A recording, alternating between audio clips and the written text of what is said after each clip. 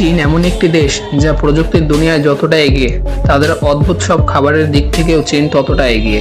বিশেষ করে চীনের প্রাচীন কিছু খাদ্যাভ্যাস দেখলে সাধারণ মানুষের চোখ কপালে উঠে যাবে। আজ আপনাদের চীনের এমন 7টি খাবারের কথা জানাবো যা কেবল অদ্ভুত নয়, বরং চরম ভয়ঙ্কর। আর শেষের 3টি খাবারের কথা শুনলে আপনি হয়তো আজ রাতের খাবার ভুলেও যেতে পারেন।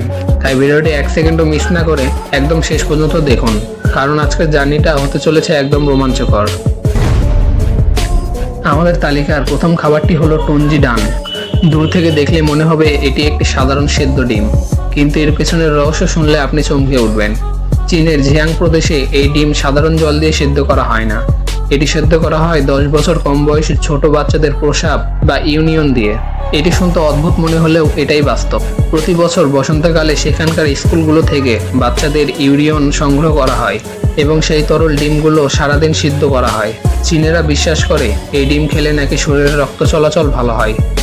2 নম্বরে রয়েছে এমন একটি খাবার যা দেখলে যে কেউ শিউরে উঠবে। এর নাম সানজি। এটি আসলে সদ্য জন্ম নেওয়া একটি জীবন্ত ইঁদুরের বাচ্চা। এই নামের পেছনে একটি অদ্ভুত কারণ আছে। যখন এই জ্যান্ত বাচ্চাগুলোকে চপস্টিক দিয়ে ধরা হয়, তখন তারা ব্যথায় প্রথমবার চিৎকার করে।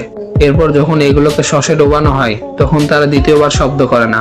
আর সবশেষে যখন এগুলোকে মুখে নিয়ে কামড় দেওয়া হয়, তখন তারা শেষবারের মতো তৃতীয় শব্দটা বের করে। আর এই 3টি শব্দের কারণে এর নাম দেওয়া হয়েছে থ্রিকুইস্কস। জীবন্ত প্রাণীর উপর এমন নিষ্ঠুরতা সত্যিই ভাবা যায় না। 3 নম্বরে রয়েছে সেঞ্চুরি এগ বা শর্তবসী ডিম। নাম শুনলে মনে হতে পারে এটি 100 বছরের পুরনো ডিম। আসলে তা নয়, তবে এর বানানোর প্রক্রিয়াটি বেশ অদ্ভুত। হাঁস, মুরগি বা কোয়েলের ডিমকে কাদা, ছাই, চুন এবং লবণের মিশ্রণে কয়েক সপ্তাহ, কয়েক মাস ধরে মাটির নিচে রাখা হয়।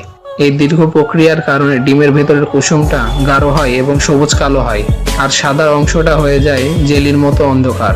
এই ডিম থেকে তীব্র সালফার বা অ্যালুমিনিয়ামের গন্ধ বের হয়, কিন্তু চীনরা এটিকে অত্যন্ত সুস্বাদু এবং রাজকীয় খাবার মনে করেন। 4 নম্বরে যে খাবারটি রয়েছে সেটি চীনের অন্যতম এবং বিলাসবহুল খাবার। এর নাম বার্ডস বা পাখির বাসার স্যুপ।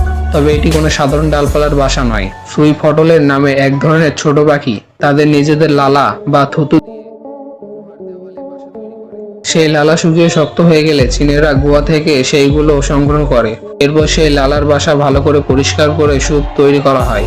চীনের ধনী ব্যক্তিরা এই স্যুপের এক বাটির জন্য হাজার হাজার টাকা খরচ করতে বাধ্য, কারণ তারা মনে করেন এটি খেলে বয়স ধরে রাখা যায়। 5 নম্বরে রয়েছে অত্যন্ত বিতর্কিত এবং ভয়ঙ্কর বাদুড়ের স্যুপ। গোটা একটা কালো বাদুড়কে ডানা ও চামড়া সহ ফুটন্ত গরম জলে ছাড়া হয়।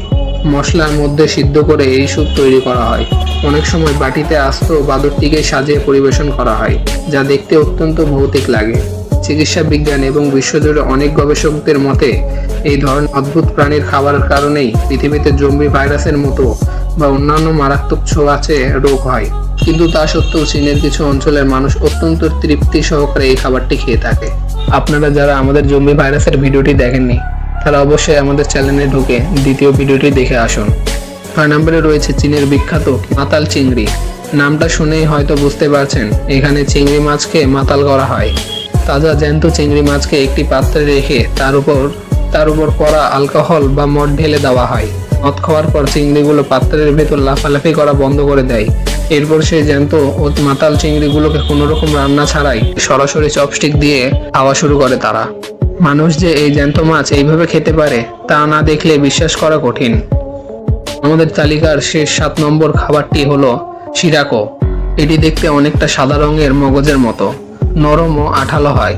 চীনেরা এটিকে হালকা সেদ্ধ করে বা কাঁচা অবস্থায় সস দিয়ে খেয়ে থাকে। তাদের মতে এটি নাকি মুখের ত্বকের জন্য অনেক উপকারী। এই 7টা খাবারের মধ্যে আপনি কোন খাবারটা ট্রাই করতে চান বা আপনাকে দিলে খেতে পারবেন, তা অবশ্যই কমেন্ট বক্সে জানাবেন। ভিডিও ভালো লাগলে একটি লাইক দেবেন এবং চ্যানেলে নতুন হয়ে থাকলে অবশ্যই সাবস্ক্রাইব করবেন। দেখা হবে পরবর্তী ভিডিওতে। ততক্ষণের জন্য ভালো থাকবেন। Good bye. জয় শ্রীরাম।